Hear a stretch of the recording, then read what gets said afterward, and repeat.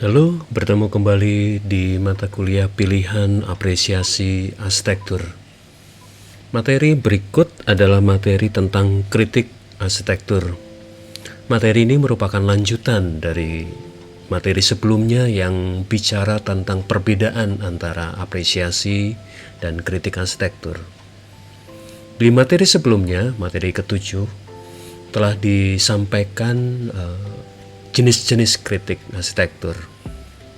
Sedikit mengulang di sini bahwa ada berdasarkan atau mengacu pada apa yang ditulis oleh Wayne itu di Architecture and Critical Imagination. Kritik arsitektur ada 3 jenis, yaitu kritik arsitektur deskriptif, normatif, dan interpretif. Materi berikutnya akan kita mengulas lebih mendalam tentang masing-masing kritik tersebut. Jenis pertama dari kritik arsitektur adalah kritik arsitektur deskriptif. Ciri dari kritik ini adalah tidak menilai, tidak berinterpretasi, dan membantu untuk melihat apa adanya. Ini menarik kalau kita kemudian membandingkan atau mengacu pada pengertian kritik yang ada pemahaman judgment. Lalu bagaimana kritik deskriptif ini? Apakah dia masuk ke dalam kategori kritik atau apresiasi karena tidak menilai dan tidak berinterpretasi? Kita akan lihat di masing-masing variannya, karena di kritik deskriptif ada 3 varian: depictive, penggambaran, biografi, dan kontekstual. Mengapa pada masing-masing varian ini kategorinya adalah kategori kritik, bukan kategori apresiasi? Sebelum masuk ke varian dari kritik deskriptif ini, mari kita pahami dulu tentang kritik deskriptif. Dasar pemahaman kritik deskriptif adalah melihat objek apa adanya. Kemudian alur kerja kritik deskriptif adalah pemberian atau deskripsi tanpa menilai dan berinterpretasi. Kedudukan penulis dan pembaca setara secara intelektual. Dalam hal ini pengertiannya adalah pembacanya diprediksi atau diperkirakan adalah pembaca yang sudah memahami ilmu arsitektur, minimal seperti itu. Kemudian titik penting tulisan agar tercapai penulisan bukan pada manipulasi objeknya, tapi pada kemampuan retorika si kritikus. Di sini kemampuan untuk menulis, menyampaikan objek atau pandangan apa adanya ini sangat penting. Itu yang disebut dengan retorika. Objek dari kritik ini sifatnya pasif, dan penulisnya atau kritikusnya yang justru bersifat aktif. Aktif dalam hal ini adalah penulis benar-benar mencoba menguak hal-hal yang sebenarnya tidak tampak, sebenarnya tidak muncul. Ingat kembali pernyataan dalam pengertian kritik menurut Goethe, memunculkan sebuah hal yang tidak muncul, kemudian mengekspresikan hal yang tidak terekspresikan di dalam karya arsitektur yang dikritik atau sebagai objek kritikus. Ini yang pemahaman ini adalah proses berpikir ini yang menjadi dasar kritik deskriptif dan yang membedakan kritik deskriptif dengan kritik-kritik jenis lain.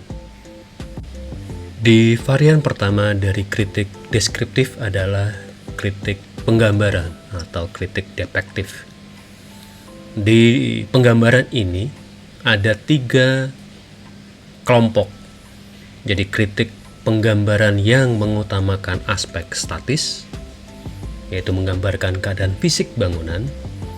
Kemudian aspek dinamis sebagai kelompok kedua yang fokus pada penggambaran pengguna dari bangunan, pengguna dan penggunaan bangunan. Kemudian kelompok ketiga adalah aspek proses yang menggambarkan proses yang mempengaruhi terbentuknya bangunan. Nah, di sini kemudian menarik mengapa kritik termasuk depictive ini masuk ke dalam kritik deskriptif, bukan apresiasi. Karena penentuan aspek, kemudian penentuan fokus itu kembali kepada kompetensi dari kritikus.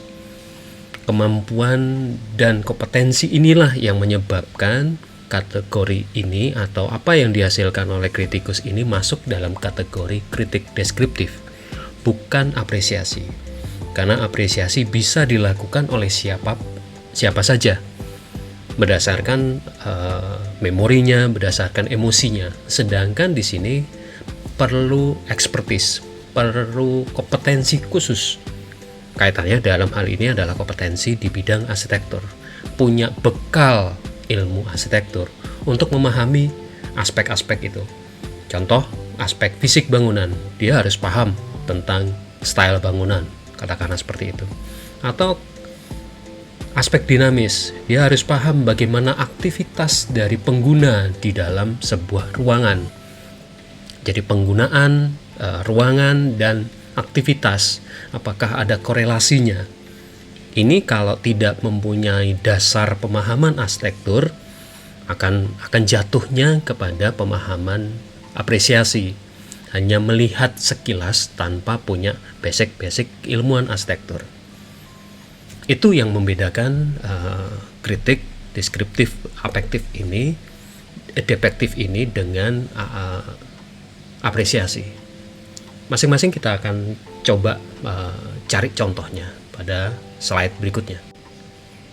Di kelompok kritik depektif aspek statis yang menggambarkan keadaan fisik bangunan, saya menampilkan 4 contoh buku yang dibuat oleh kelompok komunitas arsitektur Harjau ketika mereka melakukan kunjungan ke beberapa tempat dan kemudian laporan kegiatannya dibukukan dan diterbitkan oleh Omah Library. Keempat buku ini menggambarkan keadaan fisik bangunan apa adanya. Mereka melakukan pengukuran, mereka melakukan penggambaran tanpa melakukan interpretasi apapun. Memang di buku ini kemudian juga diceritakan penghuninya bagaimana, karakter penghuninya, keadaan sosial budayanya bagaimana. Tapi fokus pada kasus ini adalah mahasiswa arsitektur dalam komunitas arsitektur hijau tersebut mencoba menggambarkan keadaan fisik bangunan apa adanya. Jadi mereka benar-benar mengukur, kemudian menggambar ulang dengan keadaan sebenarnya dan tanpa analisis apapun. Maksudnya adalah penggambaran ini menjadi vocabulary atau perbendaharaan arsitektur, bentuk arsitektur kaitannya dengan arsitektur masa lampau.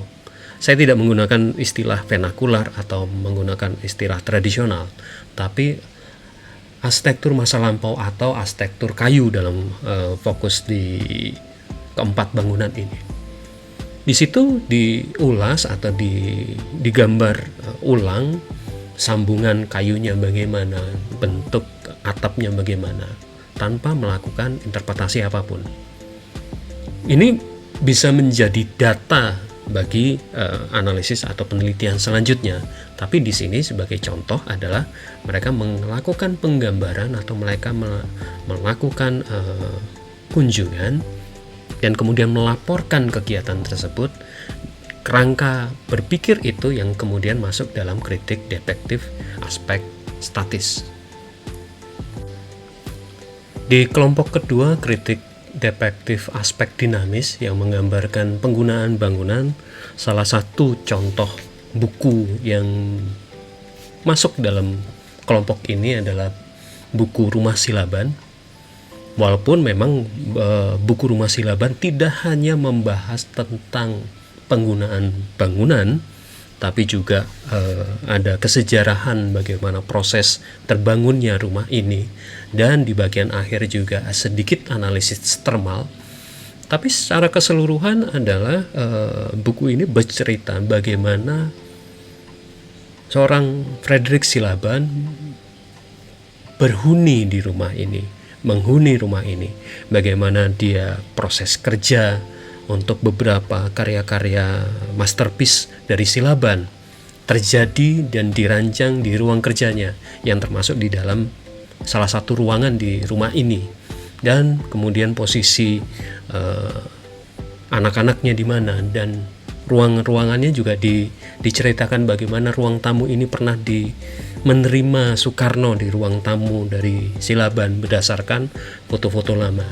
Jadi aspek dinamis di buku ini digali berdasarkan studi kesejarahan, berdasarkan foto-foto lama, kemudian berita-berita lama, dan catatan-catatan yang ditemukan di ruang kerja dari Frederick Silaban ini.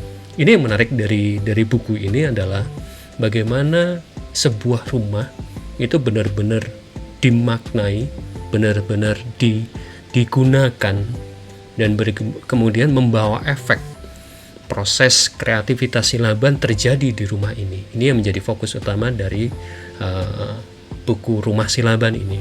Nanti pada contoh-contoh berikutnya kita akan menemukan lagi satu buku yang cukup tebal dan cukup masterpiece, katakanlah seperti itu, karya Setiadi Sopandi, yaitu Silaban, yang awal mulanya berangkat dari buku ini.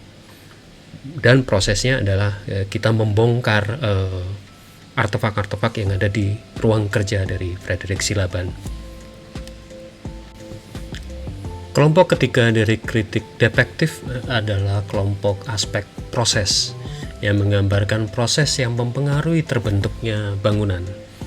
Contoh dari kelompok ini adalah buku kedua dari Abodai yang terbit tahun 2017. Yang menarik dari buku ini, seperti yang disampaikan oleh Profesor Gunawan Cahyono di bagian pengantar, buku ini berbicara tentang perancangan, gagasan, dan tata olah serta tantangan yang dihadapi Abodai dalam menghadirkan karya. Saya, dalam hal ini Pak Gunawan, menghargai upaya Abodai atas sikap mereka menafsirkan sebuah proyek. Jadi buku ini benar-benar mengungkap proses kreativitas dari Abodai. Ini dibanding dengan buku pertama memang lebih mengulik lebih dalam lagi. Kalau buku pertama lebih pada jajaran karyanya, dan bukunya juga cukup tebal. Di buku ini jauh lebih kecil, kemudian lebih banyak gambar dalam pengertian proses perancangannya benar-benar disajikan apa adanya. Dan dari buku ini kita bisa belajar bagaimana sih metode merancang dari Abodai. Jadi kritik detektif aspek proses ini, terutama di kasus buku kedua Abodai ini, kita bisa belajar tentang metode perancangan, gaya atau pendekatan dari Abodai. Itu kekuatan dari kritik detektif, kritik deskriptif, jenis detektif, kelompok aspek proses. Kita bisa mendapatkan metode perancangan tanpa harus berinterpretasi ketika kita membaca buku kedua Abodai ini. Sekarang mari kita masuk ke kritik deskriptif yang varian biografi. Kritik di biografi ini terdapat beberapa pendekatan, yaitu mengungkap konflik yang dihadapi arsitek, lalu keberadaan masa lalu si arsitek yang kemudian mempengaruhi performa dalam proses desainnya, dalam proses kreativitas si arsitek tersebut. Dan bisa juga mengungkap kejadian-kejadian masa lalu yang dihadapi dalam kehidupan seorang arsitek atau biro arsitek atau kelompok konsultan arsitek. Lalu kekuatan yang ada di dalam atau kehidupan si arsitek tersebut yang mempengaruhi produk, hasil kreativitas atau hasil karya arsitektur. Jadi keberadaan masa lalu, kejadian-kejadian yang dihadapi ketika proses pembangunan atau proses desain, kemudian ada aspek-aspek kekuatan-kekuatan yang bisa juga mempengaruhi proses kreativitas, itu yang akan terungkap dalam pendekatan kritik deskriptif biografi ini.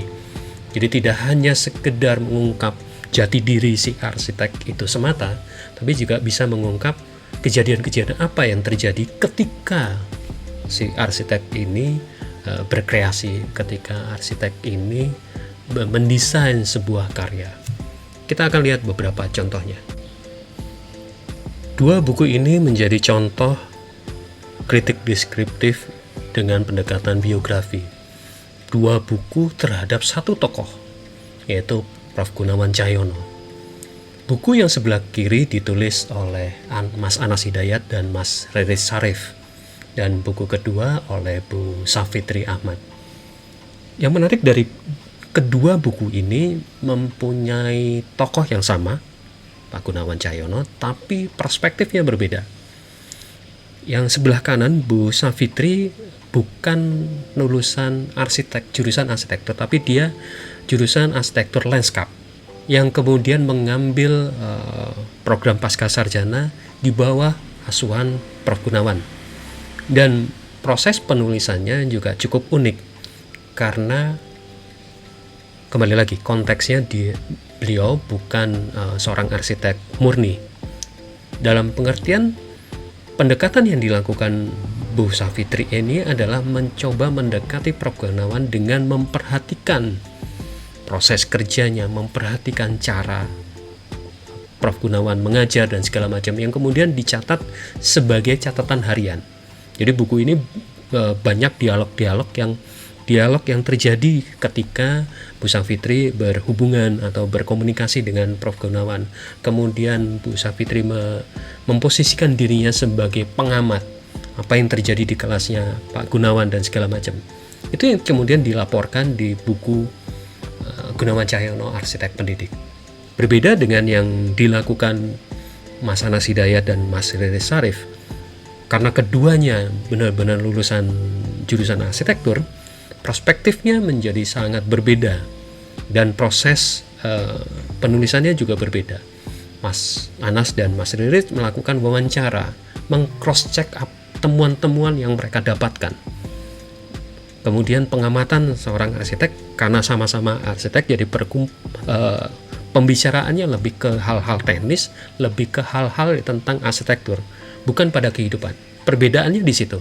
Jadi buku yang sebelah kiri lebih banyak bau arsitekturnya, sehingga kalau kita membacanya dari perspektif sesama arsitek menjadi nyaman, karena nyambung, ada beberapa istilah-istilah yang kita sudah paham.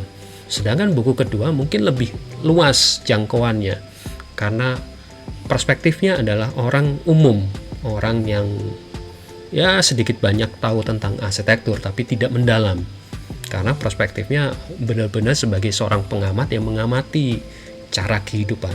Jadi ini dua buku yang buat saya cukup menarik, karena kita mendapat banyak hal yang kita bisa pelajari dari seorang mahaguru, Pak Profesor Gunawan Cahyono. Contoh berikutnya dari kritik deskriptif biografi ini adalah dua buku ini. Buku 15 Cerita Arsitek Muda dan 7 Arsitek Indonesia. Berbeda dengan kasus atau contoh kasus dari dua bukunya dua buku tentang Profesor Gunawan Cahyono, di sini justru fokus pada satu karya. Jadi kedua buku ini berbicara satu arsitek, satu karya. Jadi bukan keseluruhan karyanya, dan mengungkapkan apa yang terjadi, hal-hal apa yang terjadi di karya-karya tersebut. Tapi yang membedakan dari dua buku ini, kalau buku yang sebelah kiri 15 Cerita Arsitek Muda, ini ditulis oleh Mas Anas Hidayat dengan melakukan wawancara terhadap 15 cerita arsitek. Setelah wawancara, kemudian Mas Anas mencoba menuliskan apa-apa yang terjadi dari proses wawancara tersebut. Kemudian hasil tulisan tersebut di cross-check ke arsiteknya. Jadi ada proses timbal balik. Itu proses penulisan yang terjadi di buku 15 Cerita Arsitek Muda. Sedangkan 7 Arsitek Indonesia, di buku 7 Arsitek Indonesia, masing-masing arsitek menulis dan mengungkapkan apa-apa yang terjadi di karyanya, bagaimana proses desainnya, bagaimana keunggulannya, dan kekuatan dari masing-masing desain, yang kemudian dirangkum atau dirajut benang merah dari ketujuh karya dan ketujuh arsitek tersebut oleh Pak Peter Yogan dan Pak Murni sebagai editor. Jadi dua buku ini berbicara satu arsitek, satu karya. dan melihat aspek-aspek apa yang mempengaruhi karya tersebut dan konsep-konsep apa yang dihadirkan berdasarkan permasalahan-permasalahan yang dihadapi arsitek. Apakah itu murni biografi? Mungkin tidak, karena biografi itu cenderung rentang yang panjang. Tapi aspek yang dipelajari, aspek yang diungkapkan bisa masuk ke dalam kategori biografi. Ada aspek-aspek yang mempengaruhi proses desain, yang mempengaruhi proses berkarya seorang arsitek. Itu masuk dalam kritik deskriptif biografi. Varian ketiga dari kritik deskriptif adalah kritik deskriptif kontekstual yang berbicara tentang unsur-unsur yang mempengaruhi karya arsitektur, yaitu unsur sosial, politik, ekonomi, dan unsur-unsur yang lain. Kalau perhatikan contohnya, mungkin kalian akan terkejut karena kemungkinan contoh ini berhimpit dengan kritik deskriptif biografi. Dari perspektif saya, contoh dari kritik deskriptif kontekstual adalah buku Silaban, karya Setiadi Sopandi, buku yang cukup fenomenal dan tebal. Mungkin kalau diperhatikan memang lebih cenderung ke kritik biografi, terutama kaitannya dengan apa yang terjadi dari Frederick Silaban. Tapi kalau kita perhatikan lebih lanjut, dan ini pertimbangan saya, di buku ini tidak hanya sekedar biografi seorang Frederick Silaban, tapi bagaimana terbentuknya seorang Frederick Silaban, faktor-faktor yang mempengaruhi Frederick Silaban yang kemudian muncul atau mempengaruhi karya-karya selanjutnya. Bagaimana Frederick Silaban berangkat dari sebuah daerah di Sumatera Utara ke Jakarta, kemudian magang dengan Antoinisse, seorang arsitek Belanda yang kemudian berkembang terus, kemudian bertemu dengan Soekarno yang akhirnya menjadi, tanda kutip, menjadi arsitek negara. Kliennya adalah negara, bukan hanya orang-orang biasa. Dalam hal ini, Pak Karno ditempatkan sebagai representasi negara Republik Indonesia ketika awal-awal kemerdekaan. Jadi proses atau unsur-unsur yang mempengaruhi proses desain seorang Frederick Silaban itu yang kemudian menjadi pertimbangan saya kenapa buku ini masuk dalam kritik deskriptif kontekstual. Unsur-unsur yang mempengaruhi cara berpikir, cara bersikap Frederick Silaban. Sampai di sebelah kanan dari gambar buku ini ada tulisan, "Dear Sir, I am an architect, but not an ordinary one."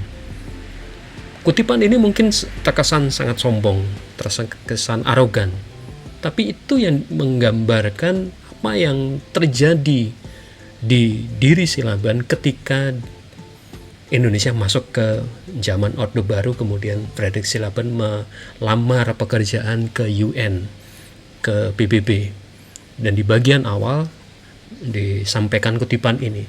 Jadi konteks kutipan ini sangat kompleks. Konteks kutipan ini sangat banyak unsur-unsurnya, dan itu menjadi pertimbangan kenapa buku ini masuk dalam kritik deskriptif kontekstual. Oke, sebelum masuk ke kritik normatif dan kritik interpretif, sedikit saya ingin memberi highlight terhadap kritik deskriptif. Dari contoh-contoh kasus yang sudah disampaikan tadi, kita bisa melihat bahwa para penulis buku tersebut tidak mencoba untuk memberikan analisis atau tidak mencoba memberikan interpretasi terhadap apa yang mereka lihat, apa yang mereka sajikan. Mereka menyampaikan apa adanya dan berharap atau segmen target pembacanya adalah orang-orang yang memang sudah mempunyai pemahaman terhadap dunia arsitektur. Jadi penulis dan pembaca itu punya kesetaraan dalam hal intelektual. Kemudian apa yang disajikan memang mengungkap apa adanya, menyajikan apa adanya, Dan kekuatan kritik deskriptif ini adalah retorikanya, cara menyampaikan, membuat narasi, bagaimana sebuah objek ini terbentuk, bagaimana sebuah objek ini mampu bercerita, sehingga kita sebagai pembaca tertarik untuk mengungkap lebih lanjut, tertarik untuk mempertanyakan lebih lanjut.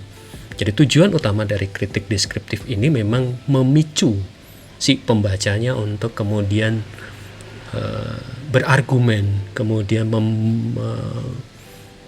mengajak untuk berpikir, kasarannya seperti itu kritik deskriptif ini. Tapi dari posisi si penulis dalam jenis kritik deskriptif ini, dia menyampaikan, kritikus menyampaikan apa adanya, dan kembali lagi objek bersifat pasif dan penulis aktif dalam hal ini adalah menyampaikan keadaan dari bangunan atau objek kasus tersebut tanpa harus memanipulasi, menginterpretasi dan segala macam. Pemikirannya diserahkan kepada pembaca untuk melanjutkan seperti apa dari kritik ini. Mari kita masuk ke kritik normatif. Kritik arsitektur normatif didasarkan adalah pada suatu norma. Jadi ada patokannya. Dan kemudian kritikus menilai terhadap norma tersebut, terhadap model tersebut, dengan cara menandingkan dua hal yang setara. Ada beberapa varian di kritik arsitektur normatif, yaitu doktrin, menandingkan dua doktrin, sistematik, dengan menandingkan doktrin dengan pengalaman dan kebutuhan manusia. Varian berikutnya adalah varian tipikal, menandingkan struktur, fungsi, dan tipe bentuk yang serupa. Kemudian varian ukuran, yang menandingkan standar ukuran dengan kondisi sebenarnya. Jadi kunci dari arsitektur normatif adalah adanya patokan, adanya norma, adanya standar yang kemudian menjadi acuan untuk kemudian menandingkan objek kita yang kita kritik terhadap norma tersebut. Mari kita lihat beberapa contohnya. Contoh dari kritik normatif doktrin, yaitu menandingkan dua doktrin, adalah buku dari Profesor Yosef Priyotomo yang berjudul Priyotomo Membenahi Arsitektur Nusantara. Kalau kita perhatikan, buku ini sebenarnya merupakan rangkuman dari cara berpikir beliau dalam menyatakan bahwa arsitektur Nusantara itu lian. Arsitektur Nusantara itu punya nalar, punya cara berpikir yang berbeda dengan arsitektur yang terjadi di Eropa. Buku ini sebenarnya juga bisa disandingkan atau bisa dalam kategori yang sama dengan buku Wastu Citra dari Mangunwijaya. Mangunwijaya dan Yosef Priyotomo sama-sama menyatakan bahwa logika berpikir arsitektur, terutama yang ada di Nusantara, itu berbeda sekali dengan arsitektur yang mengakar atau berakar pada arsitektur Yunani Romawi. Profesor Yosef Priyotomo menekankan bahwa ada perbedaan iklim. Logika berpikir Yunani Romawi adalah logika berpikir iklim 4 musim. Sedangkan pola berpikir arsitektur yang ada di Nusantara adalah pola berpikir arsitektur 2 musim. Dengan landasan kondisi iklim ini, keadaan plus keadaan geografis, ini menunjukkan ada perbedaan dasar dalam memahami arsitekturnya.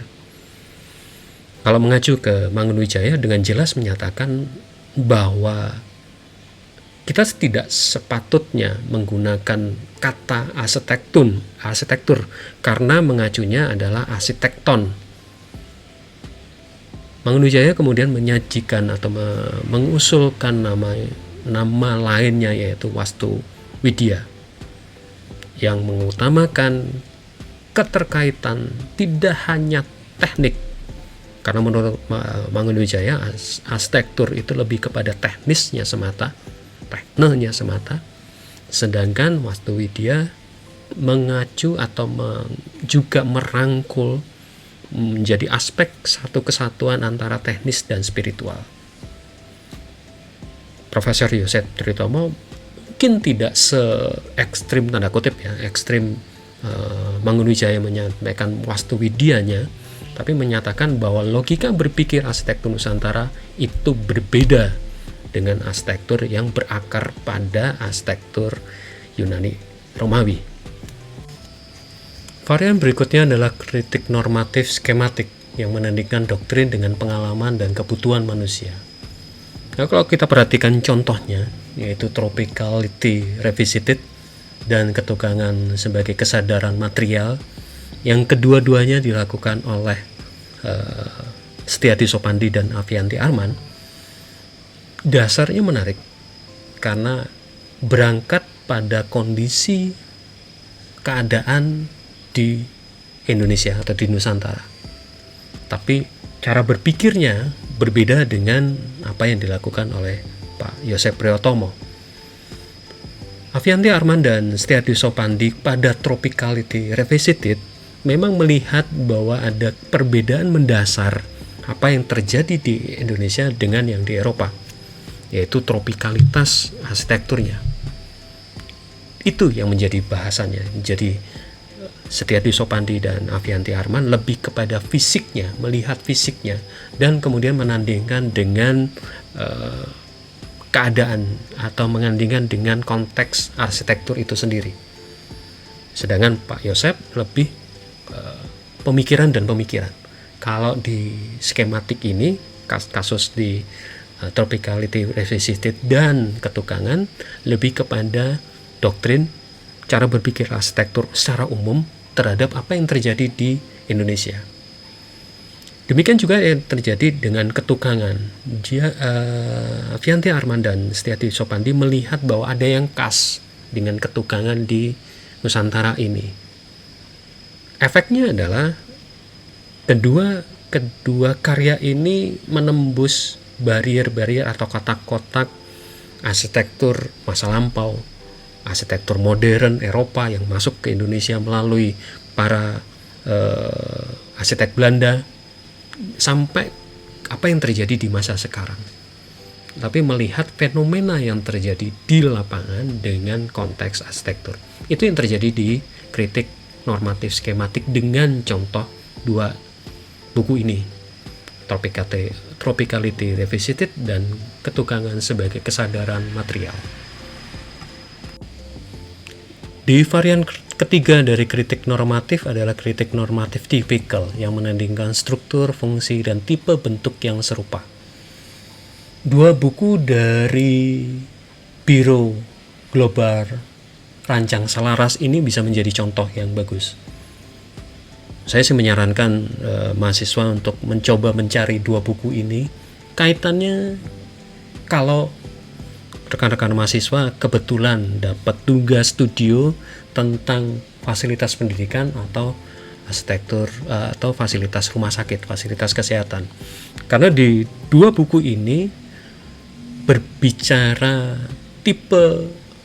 tipologi fungsi bangunan pendidikan dan tipologi fungsi bangunan kesehatan, dalam hal ini fokus ke rumah sakit, dengan melihat, menandingkan masing-masing rancangan dari biro ini.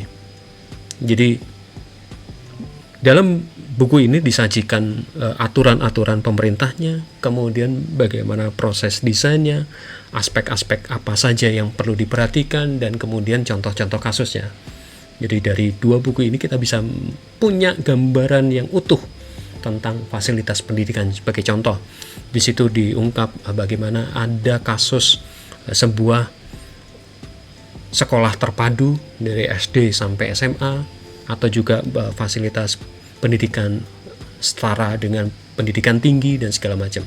Jadi kita bisa cukup belajar banyak dari satu buku ini. Dan ini masuk dalam kategori kritik normatif tipikal yang mencoba melihat, menandingkan struktur, fungsi, dan tipe bentuk yang serupa berangkat dari undang-undang atau aturan yang sama, tipologi fungsi yang sama, tapi ekspresi dan proses desainnya akan sangat berbeda. Dan di dua buku ini kita dapat contoh yang cukup jelas. Varian keempat dari kritik normatif adalah kritik normatif ukuran yang menandingkan standar ukuran dengan kondisi sebenarnya. Contoh dari kelompok ini adalah buku The Poetic of Emptiness, Sunyata The Poetic of Emptiness, sebuah buku tentang laporan atau catatan kuratorial dari Venice Biennale 2018 yang diketuai oleh Arindra. Buku ini menyajikan atau menyodorkan standar ukuran ruang kosong atau ruang lowong. Saya lebih suka menyatakan sebagai ruang lowong yang terjadi di Indonesia sebagai sebuah ukuran baru, efek dari aktivitas yang terjadi di masyarakat beberapa suku masyarakat di Indonesia, yang terjadi di beberapa bangunan publik, kaitannya dengan kondisi iklim. Kembali lagi, iklim menjadi dasar pijak untuk kita berekspresi atau kita menentukan proses desainnya dengan ukuran atau yang biasa kita pahami di arsitektur di Eropa Amerika, yang emptiness ya benar-benar kosong. Di sini disajikan apa adanya, tapi dengan catatan penting bahwa kekosongan, emptiness yang terjadi di Nusantara itu adalah poetik arsitektur. Jadi ini yang menjadi fokus utama. Ini juga yang membedakan kenapa buku ini tidak masuk dalam kategori kritik deskriptif, kritik arsitektur deskriptif yang menyajikan apa adanya, karena ada pesan bahwa ini kekosongan, ini emptiness yang terjadi di arsitektur di Indonesia itu punya konsekuensi, punya makna, punya peran yang berbeda dengan emptiness yang terjadi di beberapa contoh di arsitektur di Eropa atau di Amerika atau di belahan dunia yang lain. Jenis terakhir dari kritik arsitektur adalah kritik arsitektur interpretif. Kritik ini sifatnya sangat personal, emosi kritikus sangat menonjol, mengajak pembaca untuk melihat seperti kritikus melihat. Tujuannya memang untuk mempengaruhi pembaca. Kritikus menunjukkan pada pembaca perspektif lain yang digunakan kritikus. Kalau kita lihat ciri-cirinya, memang sepertinya kritik interpretif ini lebih kepada apresiasi karena emosi, kemudian personal si kritikus muncul. Tapi kembali lagi, ada kompetensi dasar atau ada kompetensi dalam hal ini bidang arsitektur yang dikuasai oleh si kritikus. Jadi dasar mereka menyampaikan kritik arsitektur interpretif ini adalah kemampuan di bidang arsitektur. Jadi punya kepakaran di bidang arsitektur, walau apa yang disampaikan, apa yang dituliskan ini bentuknya sangat personal dan emosinya sangat menonjol. Di varian arsitektur interpretif ini ada 3, yaitu penyokong, kenangan, dan kritik atas kritik. Kita akan lihat contohnya supaya jelas beda antara kritik arsitektur interpretif dan apresiasi arsitektur. Varian pertama dari kritik interpretif adalah kritik interpretif advokatory atau penyokong. Contoh kasusnya adalah buku ini, Tropical Modernity, yang ditulis oleh Van Dulleman terhadap karya dan proses kehidupan dari Wolf Schumacher. Di sini Dulleman menyampaikan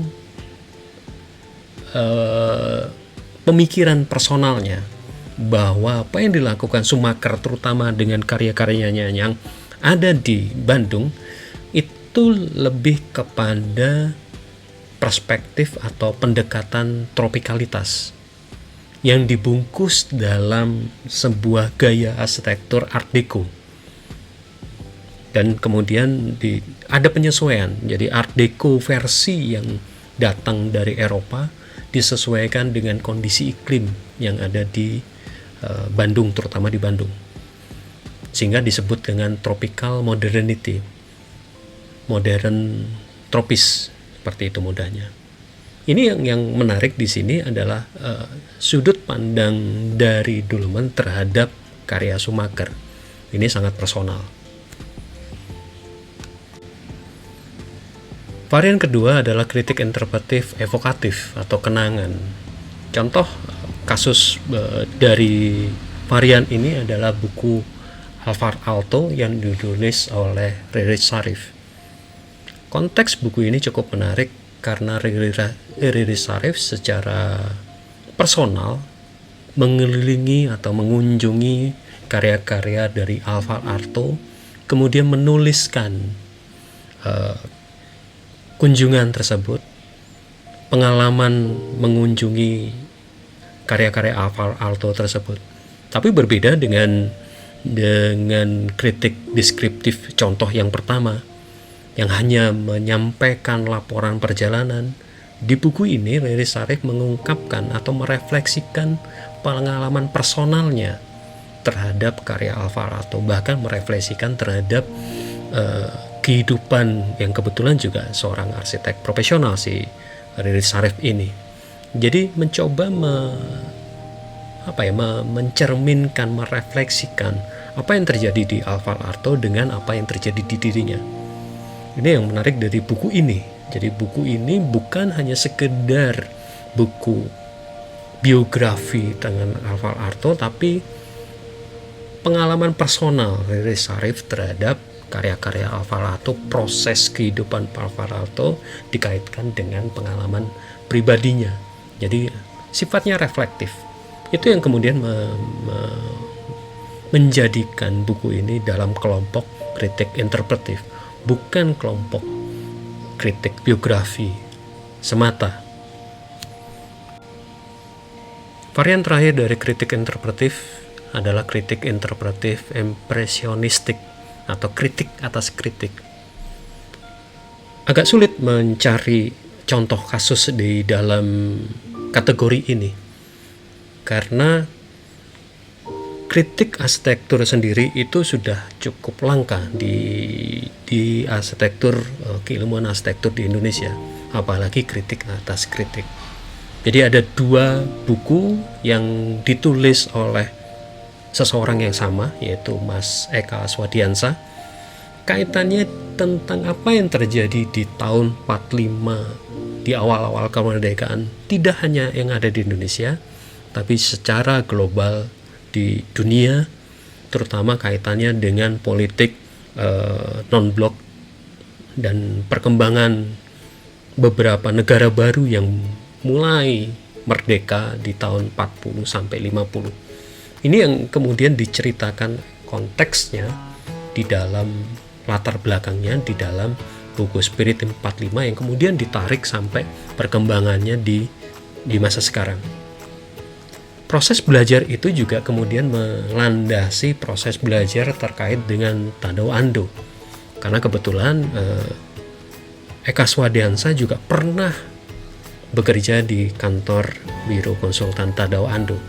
Jadi nyebur di dalam Tadao Ando berkaitan dengan proses desain yang ada di sana, yang kemudian dari perspektif personalnya muncul apa yang terungkap di buku Tadao Ando itu.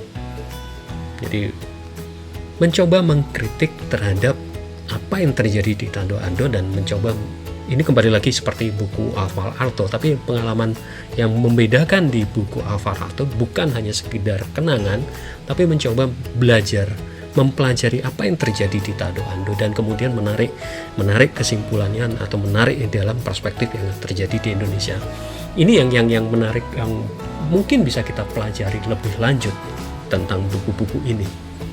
Jadi itu mungkin yang bisa kita pelajari dari perspektif kritik arsitektur. Ada 3 jenis kritik deskriptif, kritik normatif, dan kritik interpretif, dan masing-masing punya cara menyampaikan, punya perspektif masing-masing dalam proses kritiknya. Mungkin itu yang bisa disampaikan. Kalau ada kritik dan saran mohon disampaikan di kolom komen. Terima kasih.